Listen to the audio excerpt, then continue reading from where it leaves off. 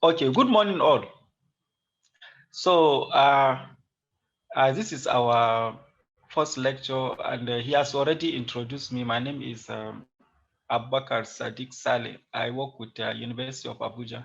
So I'm going to introduce strategic management as our first topic for the whole course of strategic management under the London School of Business and Research. So what we are trying to do today is to introduce what is meant by strategic management. So the content of today's lecture will cover how we define strategy, what it entails, how we set up strategy, and organizational strategy, then the process of strategic decision making, uh, the current trends in strategic management and its components. Then we introduce what we call SWOT. So that is what we are going to be looking at today. Then subsequent lectures, we try to continue in details, carrying out some exercises, classwork, and possibly some assignments. So when we say strategy, what do we exactly mean? By strategy, we are referring to a pattern of actions and organizational resources allocation. Overall, these two will be designed in order to achieve the goals of such an organization. So that is what is meant. Whatever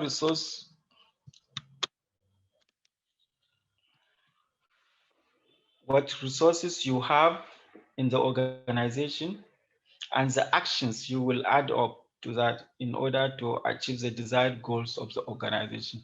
That is what is meant by strategy. So an effective strategy will have to involve answers for the following questions or objectives. Maybe you have a goal for that of the organization. Now, how do you go about achieving such goals? So first and foremost, you have to determine where you are going to be actively involved. Is it production, form of manufacturing, or is it service delivery, and so on? So you have to define your active um, performances, your production, the output that you are giving, the type of service you are delivering to the public. And how are you going to get there? For example, are you going to get to that objective maybe by embarking of massive sales? Or are you going to do it maybe by acquiring another outfit or merging with another outfit? And after that, you have to ask yourself, how are you going to win? Are you going to win by reducing prices, maybe reducing the prices, or are you going to excel in the service delivery? Maybe you compete very well in the market with other competitors, like your product becomes a household name. Like for instance, in the range of airlines, we have the British airline, we have um, Virgin Atlantic, and so on. Now, if among them there is preference maybe for the British Airways or Virgin Atlantic for some reason, KLM and so on. So it means it's like their services have become so attractive to the extent that customers are going for such a name. So if you are going to win customer patronage, maybe by excelling in your services, bringing down the prices, and so on, is a good question to ask in order to get the highest market share. And that is a strategy. It's one of the basic questions on that strategy. So how fast will your organization move and at what rate does it acquire such changes that happens. Changes are constant, but how do you attend them? And how fast can you attend such changes? This is a vital question to under strategy. And lastly, how are you going to obtain finance funding? How will the organization obtain financial returns?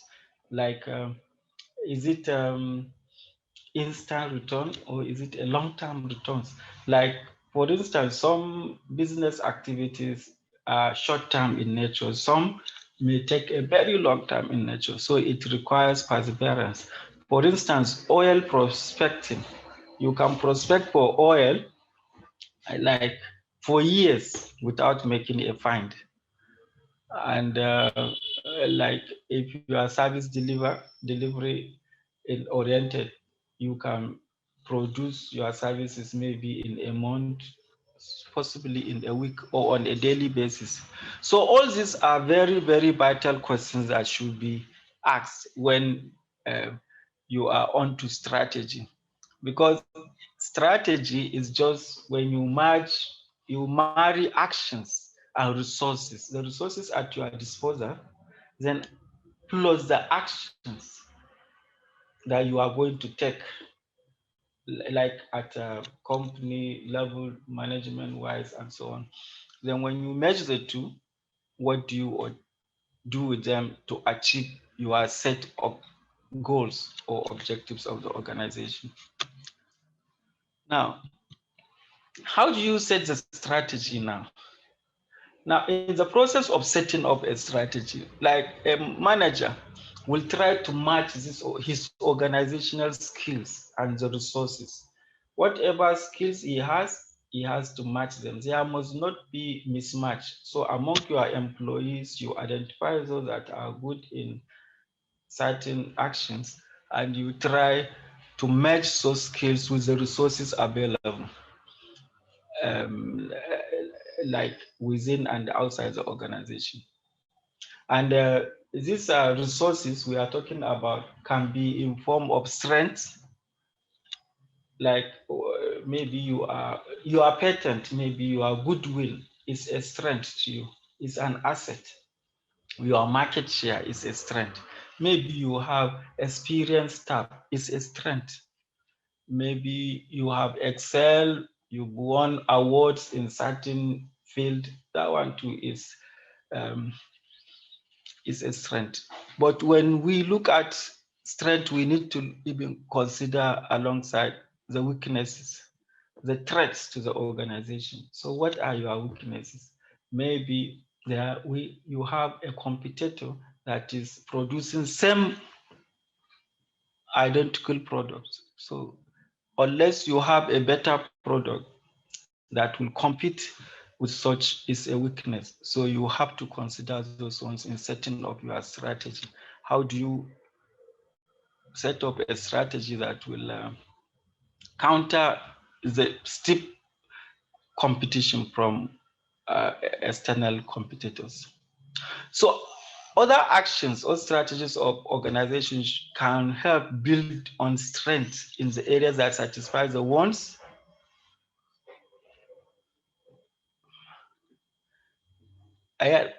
Hello. It can satisfy the wants and needs of customers and the other key factors in the organization.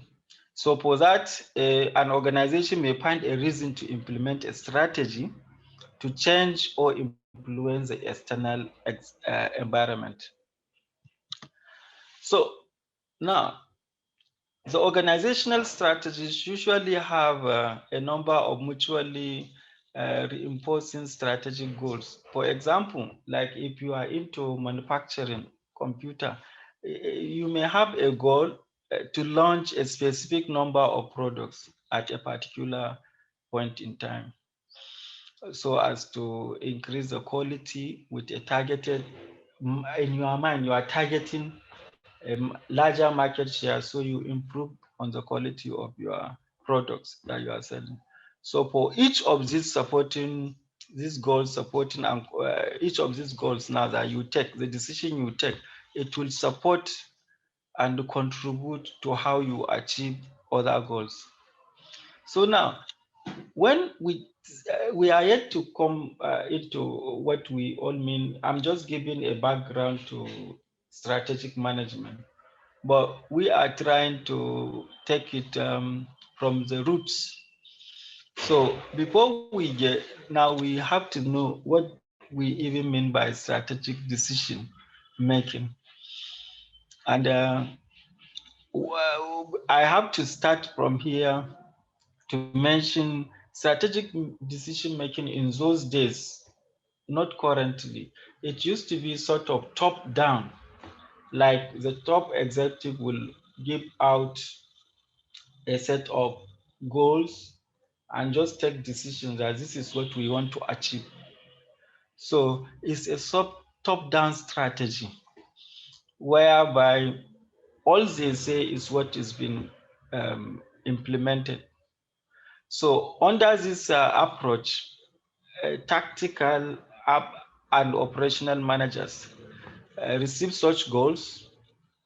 They will just receive the goals, turn them around, and just continue to implement without giving any input.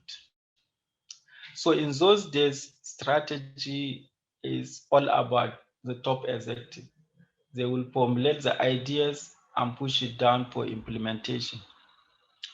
But now there are new trends now. The current trends in management has seen a different approach in strategy where everybody is brought in, and the changing environment entails that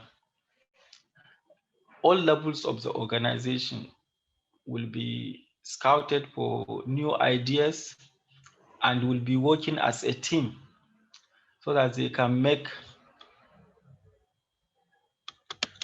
the company more competitive. So that is a new trend in strategic management. Is now everybody that is involved. So given this now, what do we mean by strategic management? So strategic management now can be defined as strategic management as a result of all this now has changed, whereby it involves all managers from all parts of the organization are participating in the implementation and the formulation of the strategy. So in the process, strategic management integrates both strategic planning, and I mentioned that strategic planning means bringing action plus resources in order to achieve goals. But now it includes management, whereby it's not only top down, but it involves everybody in the organization, even middle level, senior level executives, such as the tactical and operational managers now will have an input in what is going on in the process. So by this now, strategic planning becomes an ongoing activity in which all the managers are encouraged to think strategically and focus on long-term, externally oriented issues rather than on short-term tactical and operational issues. Whenever we mention tactic, we are making reference to broad strategies are brought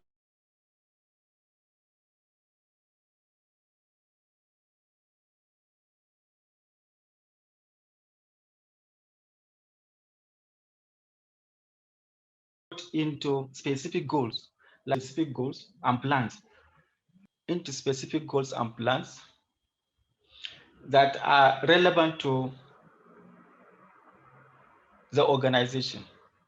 So that is tactical.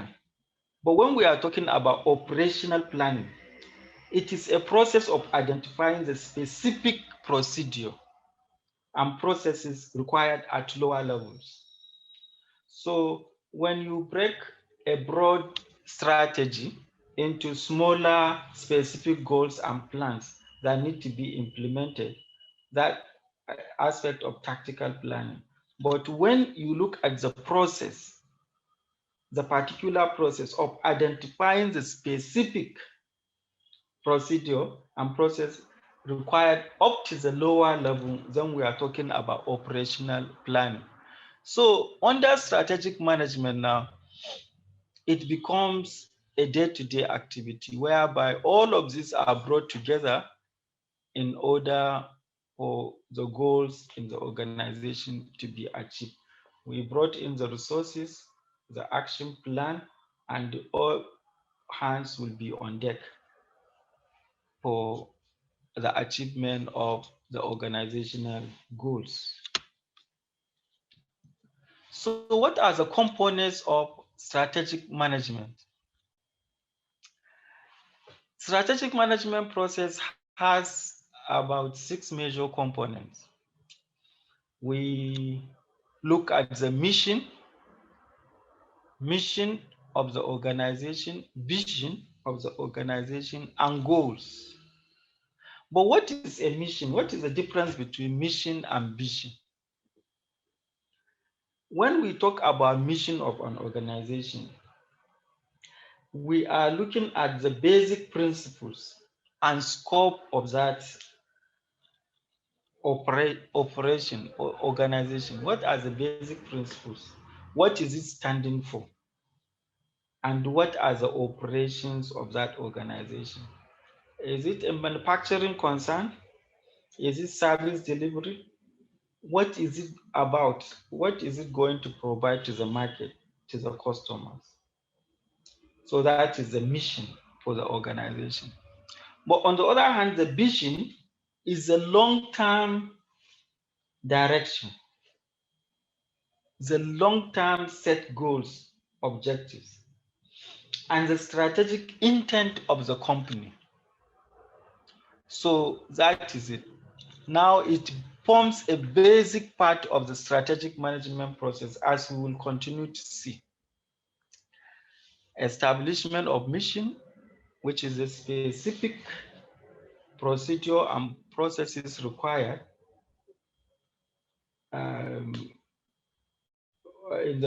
for the scope of the operation of the organization, and there's a vision, which is a long-term direction and strategy of the company. Now, another component of strategic management is how we analyze, we carry out an analysis of internal strengths and weaknesses. As I've told you, even goodwill is a strength. Amount of capital you have at your disposal is a strength. Market share, experienced staff, all those ones are strengths. But weaknesses are those threats to these strengths, maybe externally or even from within. Now, SWOT, when we talk about SWOT, it's so familiar for students of management. When we say SWOT is a procedure whereby we carry out a general analysis of what I've started to mention. S is standing for the strength of the organization, you identify them. Then later we start seeing some practical examples. Then weakness is, W is weakness, then all the opportunities you have and the threats. So this is what we call SWOT analysis. Once you do this, now you determine the next line of action. Now we will look at also strategy implementation. It's all part of a component of strategic management. How do we implement this strategy? Then control. We go through the process and check where there are ways, deviation, obstacles, so that we bring them back into order in order to achieve the desired goals. So these are the components that will form a large part of our subsequent discussions. But like today, we will see about SWOT, strength, weaknesses, or threats. So once as a manager in a company, has already analyzed the external environment and the internal resources of the organization, then they will have the information they need to assess the organizational strength, weaknesses, because it is all about resources.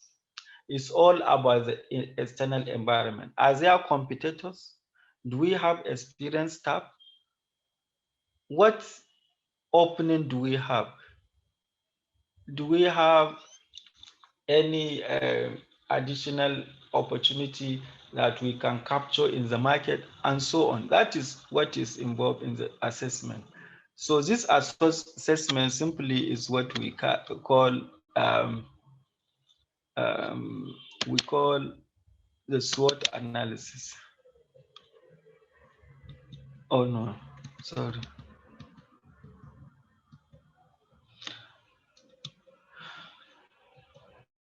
So the strength and weaknesses refer to internal resources. Whenever you are talking about strength and weaknesses, it's everything that is within the organization. Like I told you, experienced staff. Even fraudulent staff can be a weakness. So these are internally based. For example, an organizational strength might include skill management, positive cash flows, maybe cash flows, the turnover is high, or your brand has made a name like Coca-Cola, like British Airways, like Tesla. Names, big names. Weaknesses may be lack of, maybe it's difficult for you to produce, to source the material for production. So all these are weaknesses, like even under the absence of a reliable supplier. Maybe you have the market for the product, but definitely before you get input for the product is very difficult. So such are internal. They are not from outside. These features are within. They are not from outside the organization. So that is an analysis that you must carry out in order to know the next line of action. But what are the opportunities and threats? Mostly these ones are external to the organization. These factors are externally based. They are from outside. Opportunities. What are my opportunities for a larger market share?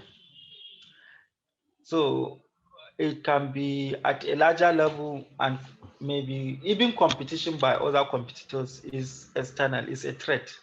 So what are the examples?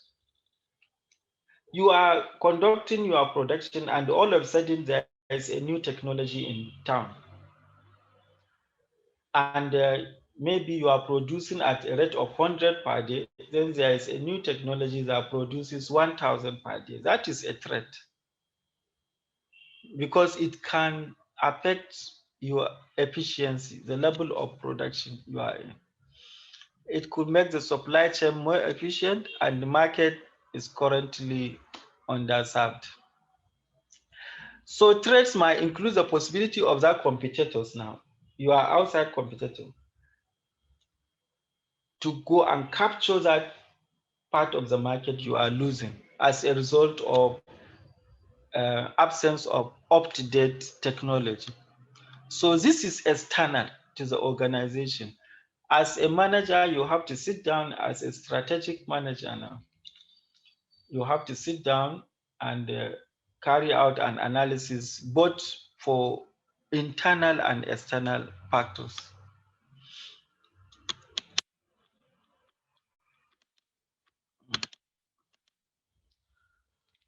So now, those are the items you have to consider under the SWOT analysis. It's just, we are just trying to introduce them for now. So as a whole, SWOT analysis can help the manager to identify the relevant, important factors based on the internal and external analysis he has carried out. So based on this now, the manager can identify the primary and secondary issues that are facing the organization. What are the bigger threats? What are the lesser threats? So it's only through SWOT analysis that you can be able to identify these threats. So based on what you have found out under the SWOT analysis now, the manager can go ahead and formulate a strategy. And we've already mentioned that strategy is strategic planning plus management. So you have to pull together all the resources and put in all the action, the desired actions that you're supposed to do in order to beat the threats and maintain your opportunities. So you formulate in that manner by building on that analysis you have carried out so that you can take the advantage of all the opportunities, capitalize on them, that's your strength, all the strengths, then remove the weaknesses. How do you remove the weaknesses? By countering such threats. And that is the essence of SWOT analysis. Now, this brings us to corporate strategy because we say a manager should strategize. So, how does he strategize? For you to strategize, you need to know what is meant by corporate strategy. So, under the corporate strategy, we are just looking at the feasibility of other businesses or other market segments that your particular organization can be involved within the same industry. So that is corporate strategy. Identify other businesses, markets, or industries in which the organization can compete effectively, comfortably, so as to improve your production, distribution of resources among other businesses, and at the end, you are able to capture a larger market share. And that larger market share will translate into more demand for your product and higher revenue. And at the end, you break even or even make profits. So how do we go about enabling our corporate strategy? There are 4 basic alternatives for a corporate strategy. I hope I have the figure later. So I have shown them in a figure form. So look at it here. The strategy that is involved are those that are within the organization and that are without, that is outside in unrelated organization. So we've already seen what is corporate strategy. Corporate strategy entails businesses and markets or industries in which that particular organization can participate. So if you look at the graph that I have on the board, we have concentration. If you decide to get involved in concentration strategy, so you are talking about a strategy that will relegate, or no, not relegate, to maintain that particular organization within the same industry. So to do that, that organization may decide to go vertical integration, whereby you get involved in the distribution channel. You are producing, but you are involved in distribution of the same product, but within the same industry. Or you can go back to integrate with the supply chain, that is the supply of raw materials. For instance, maybe a company, an organization that produces orange juice. So a concentration strategy will see to it that such a company will go into distribution of their products direct to the market, or they can go backwards and start cultivating farms to produce the raw material for their product. So this is a strategy, and this is what we call corporate concentration strategy. But in a situation whereby we get involved in concentric diversification, it's within it is within the same organization, but in different companies. Like we are involved in packaging, or in the same production, or in training, but all related to that. That is concentric. We are not leaving the primary industry. But another strategy is conglomerate, the conglomerate strategy. The conglomerate diversification now is where you leave your industry and go into a completely unrelated industry. It's unrelated. I don't know about what, like we see recently, the Tesla is going into space, and maybe transportation of people to Mars, commercial transportation. And Tesla is an automaker, electric car maker.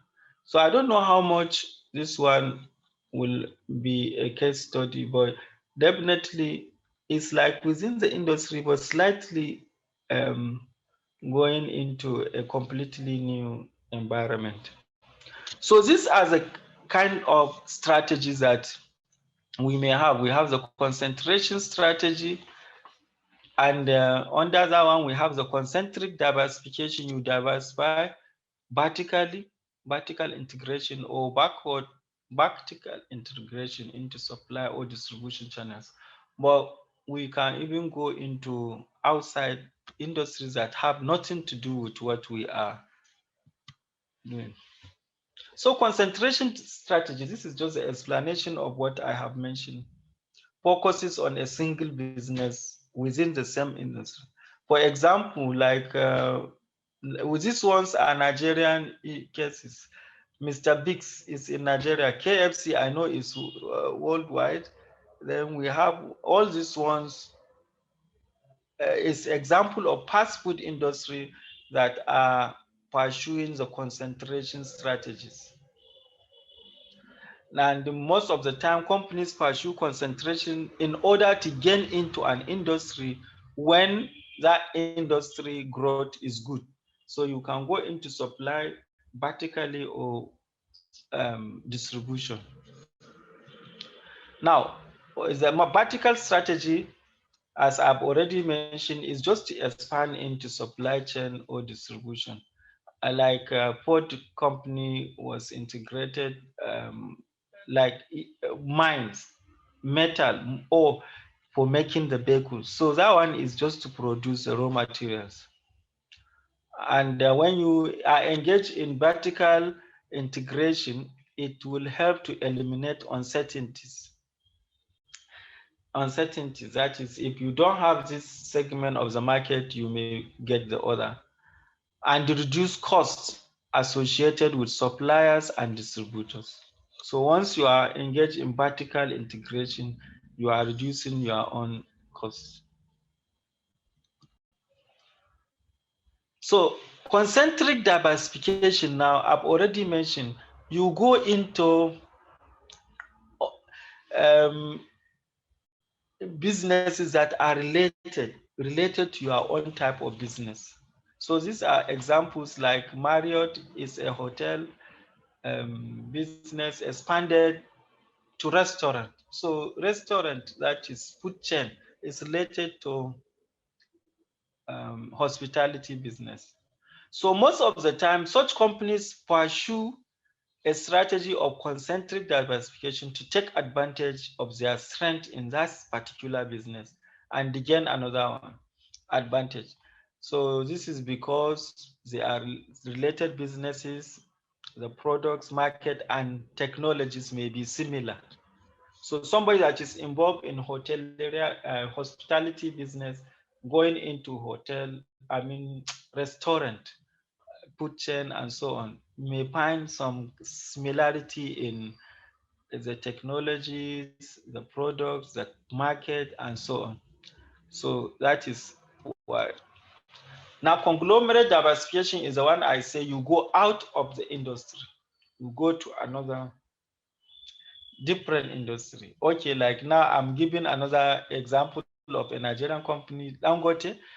It used to be used to be a retailing business, and now he goes into petroleum retailing, into hospitality, and oil prospecting. All these ones are outside his domain. So now this is what we call conglomerate. You jump out of your industry. So most of the time, specifically companies pursue this kind of diversification in order to minimize risk. So just to minimize risk to your returns, so you can diversify. You don't put, is also is not proven in financial theory, as do not back, you don't put your eggs in one basket, but that is what this one is saying. Once you diversify, it's like you are minimizing risks and proving the saying that one doesn't put his eggs in a particular basket. So portfolio. In finance, when we mention portfolio, we are just talking about a collection of investments, different investments.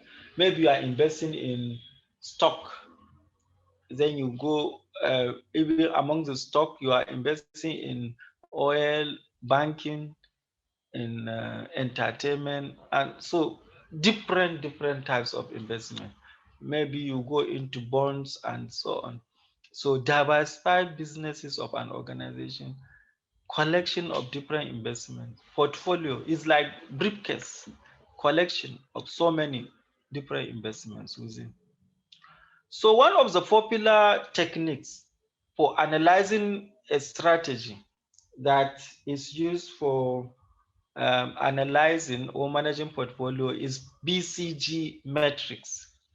But BCG is just a term that is coined from Boston, that state in America, that city, Boston City in America, consulting group is developed by Boston Consulting Group. So they made a matrix where you can use it in order to analyze strategy for managing portfolio.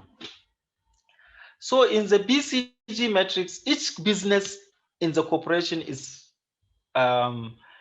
plotted on a matrix, and it has 4 quadrants. It has 4 quadrants, as we will see, on the basis of the growth of its market and relative strength of the competitive position in that market. So the business we are talking about, it will be represented by some cycles, small and some medium cycles, and which depends on the business contribution to the corporate revenues. So how do we, before we reach to that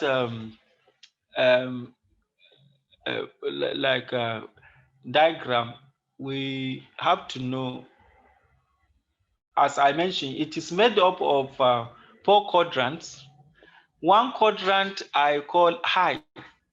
That business possesses growth, high growth, but it has weak competition. But we will see, and they are called question marks because they require substantial investment. The company has high growth, but competition is weak.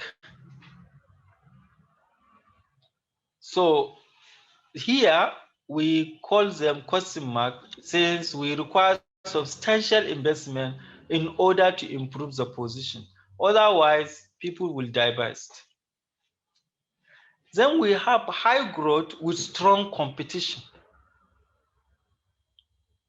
High growth with strong competition. So these are businesses that are called stars. They are having prospect of high growth and then they can compete. They are not like the first quadrant. No, but the earlier quadrant. The earlier one has high growth prospect, but it has weak competitive position. Now you have to question this one. How do you address it? Get more investment, improve your position market-wise in order to avoid the divestiture from the business. Now, high growth, strong competition is a good position. Then these ones are called stars. But if you have a star, what do you require? You require heavy investment, but their position allows them to generate more revenue. So you are at an advantageous position. Now, the lower quadrant, the left low quadrant, is low growth and it has strong competition base. So these ones are businesses that have higher returns. They are called cash cows. They just keep bringing money because they have low growth prospect, but they compete very well. So they generate revenue in excess of their investment needs. So you can utilize these ones to fund your business. Maybe you are going into the concentric diversification, maybe using vertical into distribution or supply chain. In addition, lastly, we have low growth, but weak competitive position. Now, this is the worst scenario. This is a company that has low growth and they can't compete. So we refer to them as the dogs. All the revenue from these businesses have already been realized. So they have to shut down. So the BCG matrix is not intended and cannot be a substitute for management judgment. You don't use it for judgment, but is however intended to be a tool just in your hand as a manager. Then you add it up with other techniques like the SWOT analysis so that the manager can decide whether the firm as a whole or as an individual business to survive based on other strategic alternatives. So look at my graph. I did it in a rush, the drawing. So the top darker quadrant is what I call the stars because it has high growth, but and strong competitive base. Then the next to it now is what I call the question mark. It has high growth but less competitive strong. Then the left lower quadrant is the cash cow. It has low growth, but it has high competitive strength. Under the last, that is the right lower quadrant, is where there is no competitive strength and no process of growth, as I have explained. So that is what we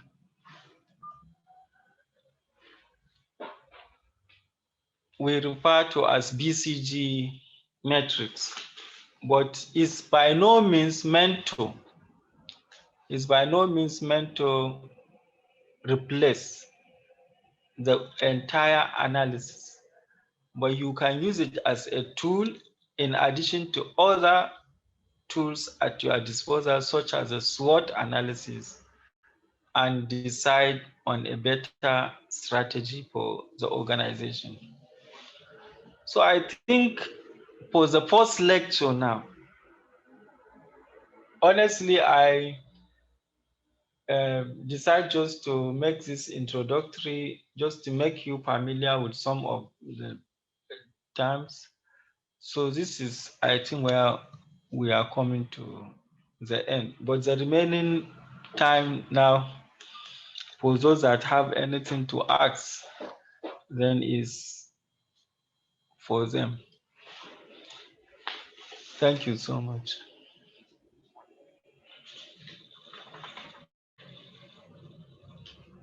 And I'm sorry, the video, I don't know what happened. The video, I don't know. Maybe next time I have to correct. But the video is, I don't know what I touched. It's not showing. So, are we together? Hello? Yeah, hello. Yes, Professor. I've come to the end of the slides, but I'm talking to them in case somebody has anything to add, comment or question. Yeah. Learners, friends, if you'd like to ask any of the questions to Professor.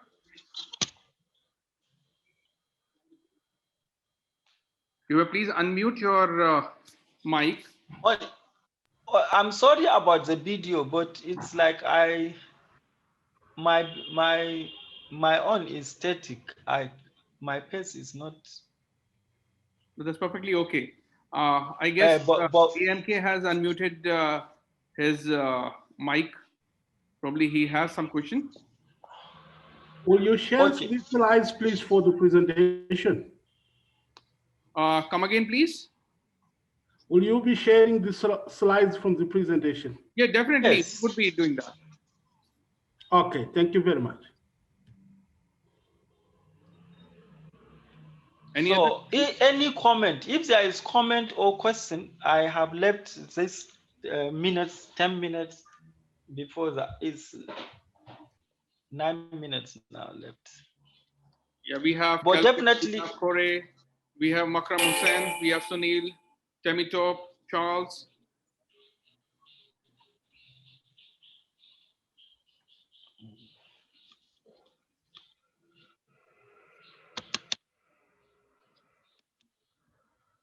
I believe, Professor, I mean, we don't have any questions.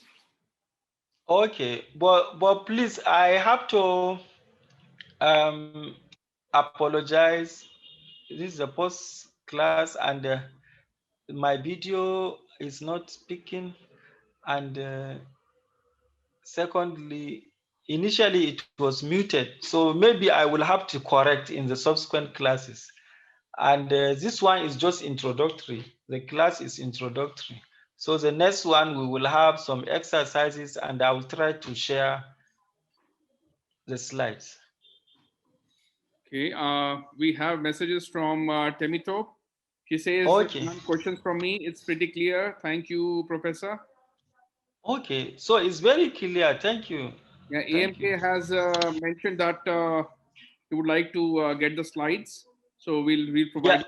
Thank you so much, AMK, for attending. We have one learner, which is, my name is Cynthia. I would like to connect with current MBA students either in Dubai or other countries. Thank you, Professor, for your helpful. We'll do that, Cynthia. Okay. Any other comment, question? I think it was a great session, Professor Saleh. We'd like to have you have these sessions more from your side. So, I mean, I have one question. I have one comment, maybe. Yeah, please. Okay. Yeah, maybe we can, for the next follow-up session, if we can do it, if possible from your side, maybe we can just limit one domain like IT or finance or banking or insurance, so that maybe we can have one concrete example to set this strategy for the corporate and also maybe for the department as well, so that we can understand a little bit more in detail. I mean, as a practice, maybe it's better to do it, for example, in IT. I mean, whichever you are comfortable with, if we can do a follow-up session again, if possible from your side. You say IT or finance? I mean, it's up to you. Okay. We just maybe want to see one specific example to set the strategy with some examples and some, advantages and disadvantages, or maybe drawbacks or feedback coming from the management. I don't know. Maybe you can, decide on the content if we can do a follow-up session. Okay, thank you so much. I've noted that for next subsequent lectures we will have. Thank you. Thanks. Any more questions, comments? None, Professor. Thank you so much, Professor, for this interesting sessions. Let's have plan out few more sessions sometime next week, starting next week. And like our friend Kore has suggested, I mean, let's have a specific area into focus, and then discuss the strategic management in details on that particular area. Okay. Thank you. It's noted. Yeah. Thank you so much. It's a pleasure meeting you all, guys. I look forward to meeting you again. Okay. We will send you the invite well in advance. This was a very short notice. Thank you so much for attending, taking time. Love you all. Thank you. Bye-bye. Take care. Thank you. Bye.